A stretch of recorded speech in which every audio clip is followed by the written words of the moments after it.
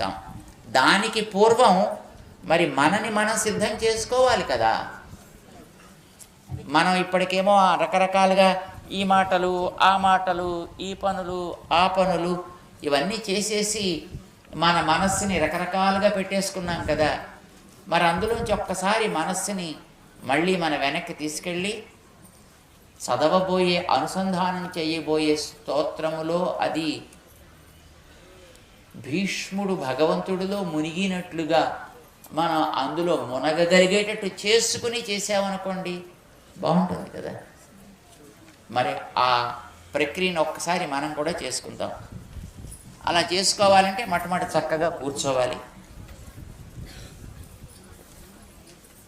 కూర్చుని అప్పుడు చక్కగా మన చేతుల్ని యోగముద్రాసనంలో పెట్టుకోవాలన్నమాట.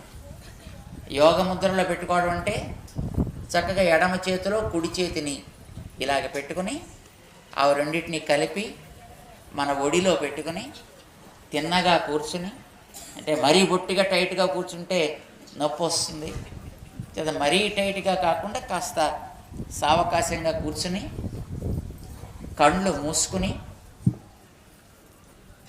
మనని మనం సిద్ధపరుచుకుందాం.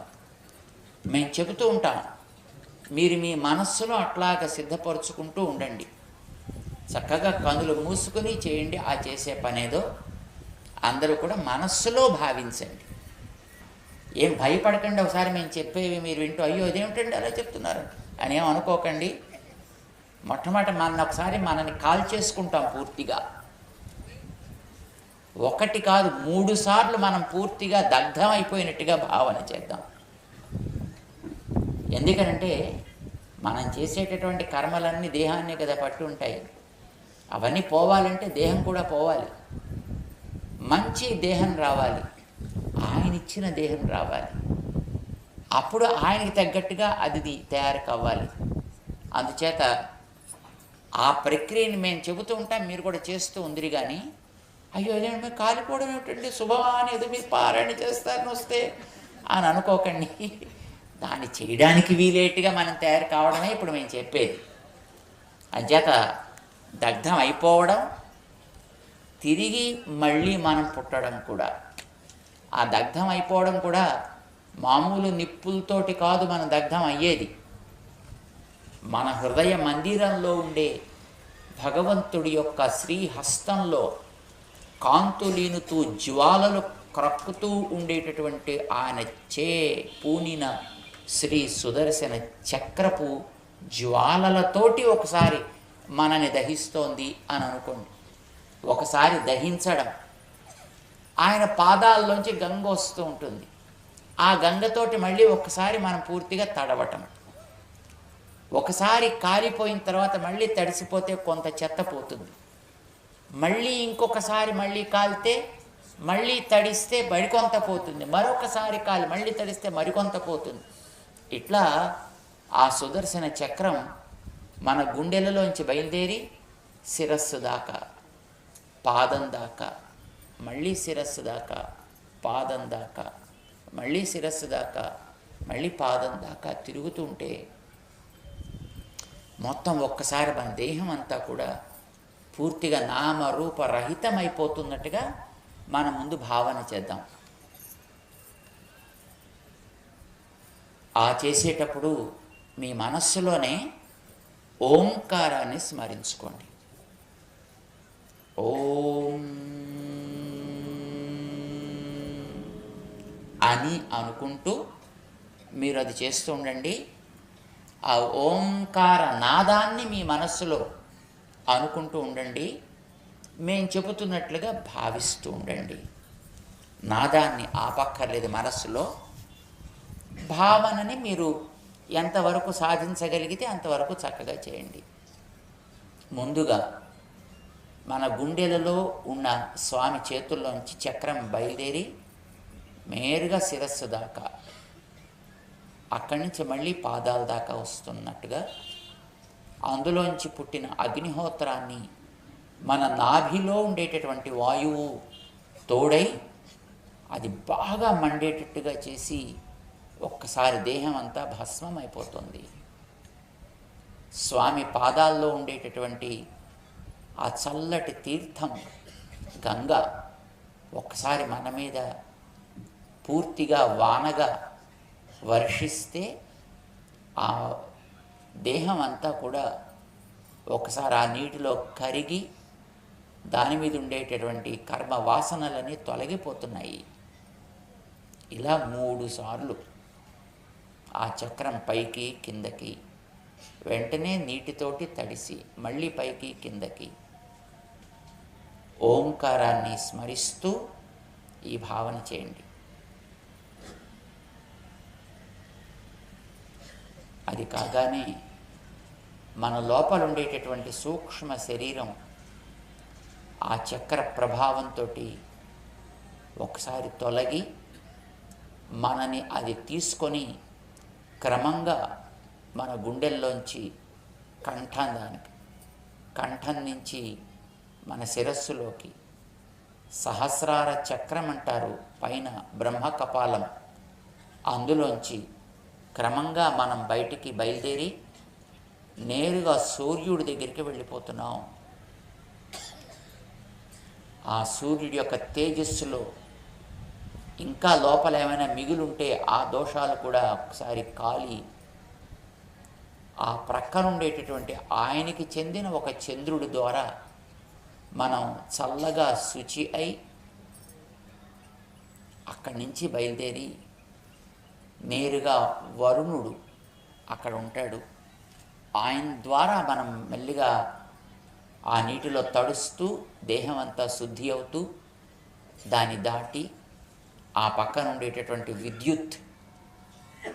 ఆ విద్యుత్ తరంగాలతోటి మనం ప్రభావితులమై అక్కడి నుంచి క్రమంగా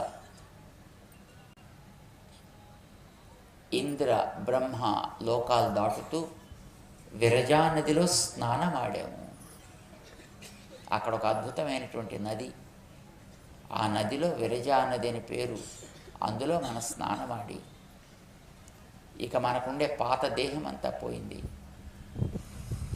ఆ విరజా నది ఆవలి గట్టుకి పైకి ఎక్కగానే అక్కడ ఒక అద్భుతమైనటువంటి ఒక దివ్య పురుషుడు తన శ్రీహస్తంతో ఒక్కసారి మనని స్పృశించగానే మనకు ఒక అద్భుతమైనటువంటి దేహం వచ్చింది. ఈ వచ్చిన దేహం మామూలు దేహం కాదు, ఇది భగవంతుణ్ణి స్మరింప చేయగలిగే దేహం. ఇది అక్కడ ఉండే వాళ్ళందరూ ఈ దేహాన్ని అలంకరిస్తున్నారు.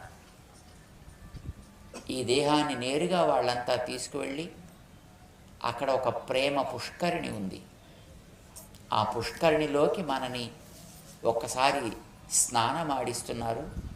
అప్పుడు మన లోపల ప్రేమ పుష్కలంగా నిండుతోంది. ఆ ప్రక్కనే గరుత్మంతుడున్నాడు, మనని పిలుస్తున్నాడు. మనం ఆయన దగ్గర నమస్కరించి స్వామి దగ్గరికి మమ్మల్ని తీసుకువెళ్ళాలని ప్రార్థన చేస్తున్నాం.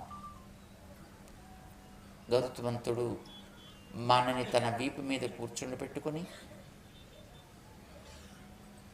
నేరుగా మనని తీసుకొని వెడుతూ అక్కడ భగవంతుడు ఉండేటటువంటి ఆస్థాన మండపపు వాకిలి దగ్గర మనని దింపితే అక్కడ దిగి అక్కడ ద్వారపాలకులకి నమస్కరించి ఆ లోపలికి అడుగు పెట్టగానే మన ఆచార్యులు అక్కడ ఉంటారు.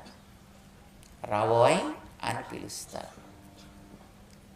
వారిని సేవించి వారి ఆచార్యులు ఇట్లా పరంపరని సేవించుకుంటూ రామానుజుల వారి దాకా, ఆ రామానుజుల వారి నుంచి మన ఆళ్వార్ల దాకా,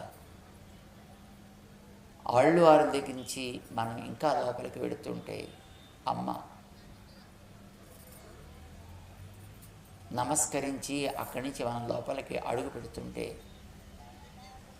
అక్కడ స్వామి మన్ని ఒకసారి చల్లగా చూసి, అబ్బాయి ఎంతకాలానికి వచ్చావా అన్నట్టుగా తన పాదం మీద మన పాదాన్ని పెట్టించుకుని తన ఒడిలోకి తీసుకుని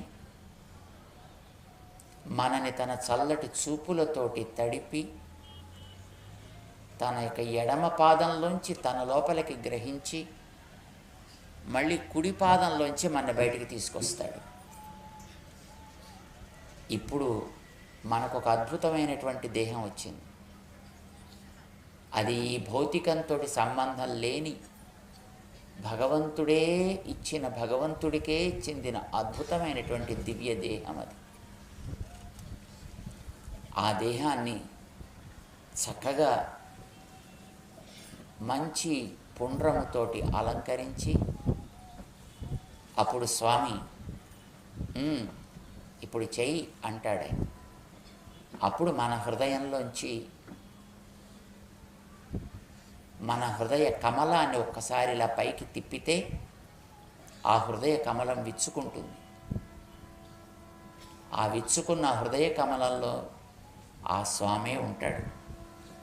ప్రక్కన అమ్మవార్లు ఉంటారు, వెనక ఆదిశేషుడు ఉంటాడు, ముందు గరుత్మంతుడు, ఆ ప్రక్కన విశ్వక్సేనుడు, ఆ ముందు ఆయన యొక్క తత్వాన్ని తెలిపినటువంటి మహనీయులు, ఆళ్వార్లు, ఆచార్యులు అందరూ ఉంటారు. అక్కడ మనం కూడా ఉంటాం. అప్పుడు మనం ఆ స్వామిని ఒక్కసారి నమస్కరించి ఆయనకి అర్ఘ్య, పాద్య, ఆచమనీయాలు అర్పించి, స్నానం ఆడించి, వస్త్రాలు కట్టి, బొట్టు దిద్ది, పుష్పాలు అర్పించి, మంచి చందనము పూసి, ఆభరణాలన్నీ పూంచి, ఆయనకి ధూప దీపాలు అర్పించి, మననే నైవేద్యంగా ఆయనకి అర్పించి, మంచి దీపంతో మంగళాశాసనం చేసి, తండ్రి నువ్వు ఇందులో ఇదే విధంగా ఎప్పుడు ఉండి ఈ వస్తువు నీకు తగ్గట్టుగా నడిచేటట్టు చేసుకో. నీకు ఏదేది ఈ లోకంలో చేయతగినటువంటి కార్యములు ఇవి అని అనిపిస్తుందో వాటన్నిటినీ చేసుకోగలిగేటట్లుగా ఈ పరికరాన్ని వాడుకో అని ఆయనని ప్రార్థన చేస్తాం.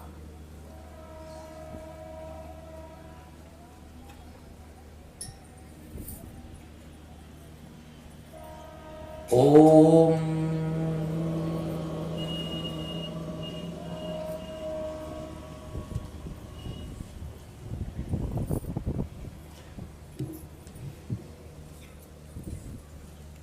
మనని మనం ఇప్పుడు సిద్ధం చేసుకున్నాం. లోపల స్వామి ఉన్నాడు. ఆయన ఇచ్చిన దివ్య దేహం ఇది. పాత దేహం పోయింది మనది, ఇప్పుడు ఇది కొత్త దేహం వచ్చింది మనకి. ఆయన అనుగ్రహించిన దివ్య దేహం ఇది. ఈ లోపల ఆ స్వామి ఉండి మన ప్రార్థనలని ఆయన నెరవేర్చటానికి తగ్గట్టుగా దీన్ని తయారు చేసుకున్నాడు. ఇప్పుడు ఆ స్వామిని మనం ప్రేమార స్తుతిస్తూ ఈ సహస్రనామాన్ని ప్రార్థన ప్రారంభం చేద్దాం. దీనికి మనం అలాగే చదువుతాం.